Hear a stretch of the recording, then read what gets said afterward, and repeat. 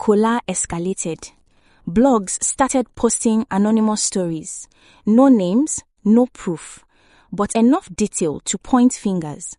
The language was careful, calculated.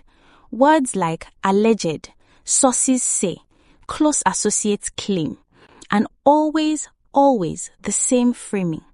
A good man ruined by a bitter woman. A successful man destroyed by lies. A wife who fled because she was guilty.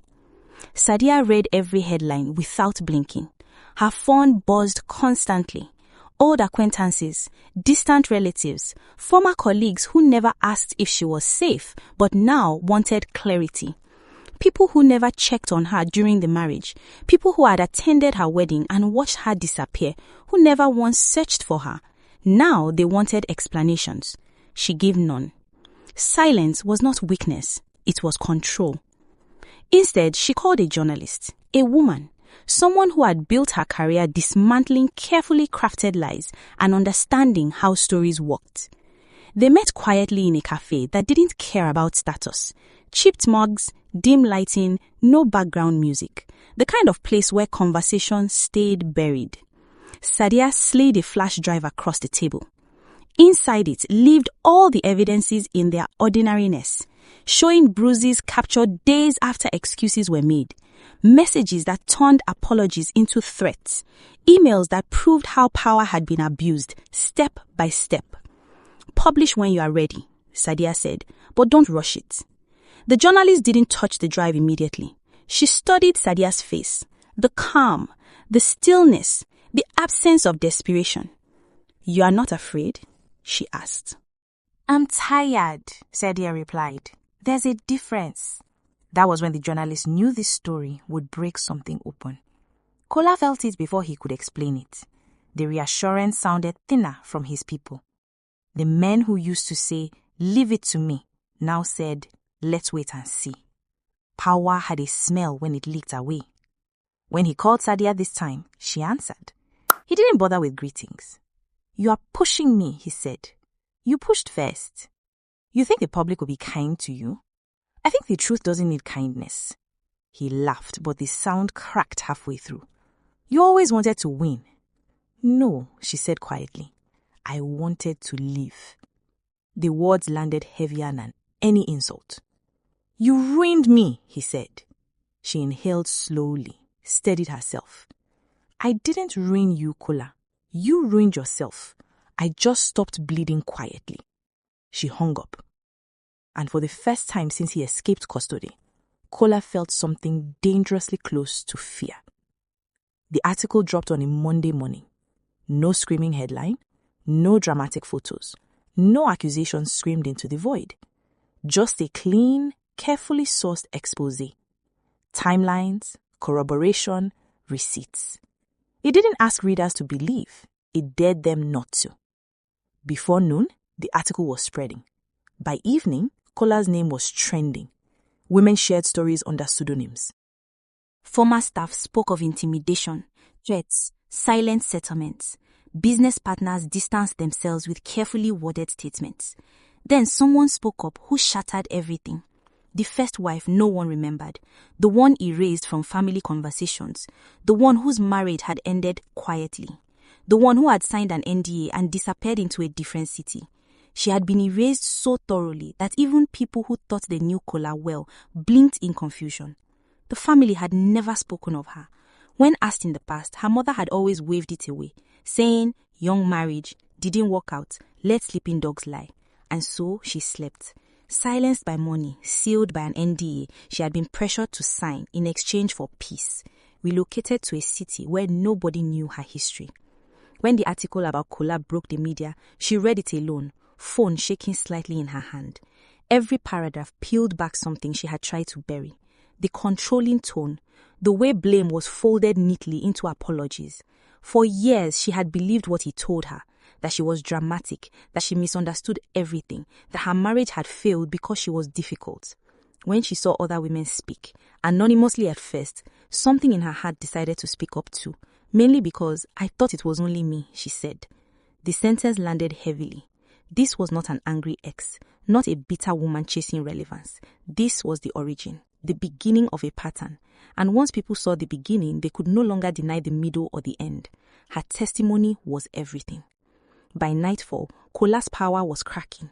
Deals were paused, invitations withdrawn, phones unanswered. And Sadiya sat alone in her room, basking in the storm she finally allowed to exist.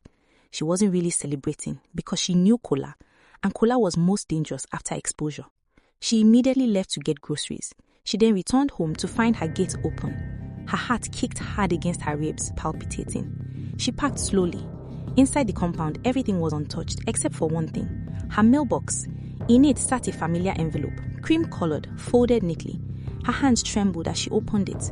Inside was a photograph of her mother, lying in a hospital bed, taken 8 years ago. On the back, written neatly, "You ran, but you didn't erase me." Sadiya closed her eyes. For the first time in 10 years, she felt rage. The kind that steadied her hands instead of shaking them. The kind that sharpened thoughts instead of clouding it. She sat down slowly, placed the photo he tried to use as a psychological warfare on the table, and smirked. The next morning, something unexpected happened. Another article dropped. Not about abuse this time around, but about finances. Quiet investigations into connections between businesses that should never have crossed paths. Old government contracts reopened. This time, it wasn't just public opinion circling him. It was institutions. Banks froze accounts again, properly this time. A former ally leaked documents to save himself. Kola realized too late what Sadiya had done. She had separated his power from his protection. She hadn't come for him emotionally. She had destroyed his ecosystem.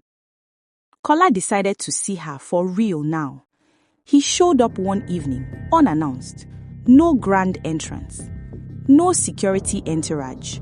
Just a man who had run out of places to hide.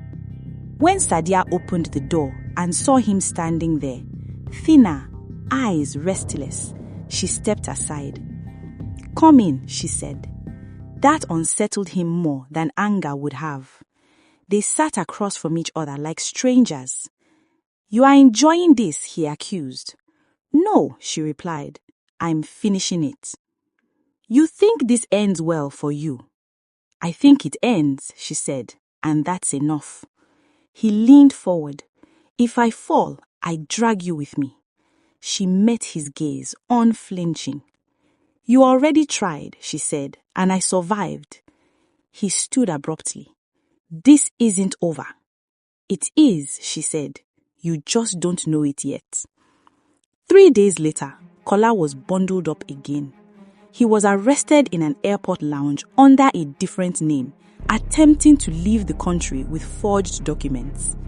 As the handcuffs clicked shut, Kola looked around wildly, searching for a familiar face, a rescue that didn't exist, and none came. Because this time, everyone who could save him was saving themselves. The trial was long and unavoidable. Kola watched as years of control evaporated under fluorescent lights and recorded testimony.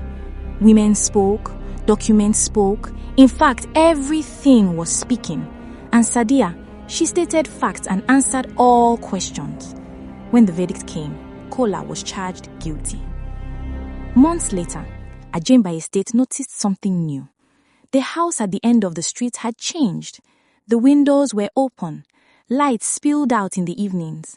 Laughter drifted sometimes. Friends, conversations, life. Sadiya hosted dinners now. She walked freely, head high, back straight. One afternoon, Tommy watched her from across the street and smiled. "You look different," Tommy said. Sadiya considered it. "I am," she replied. "Victorious?" Sadiya shook her head gently. "Free." And in that moment, she was not a survivor, not a victim, not a woman defined by what she endured. She was a woman king, not because she ruled others, but because she reclaimed herself and left nothing for her past to conquer.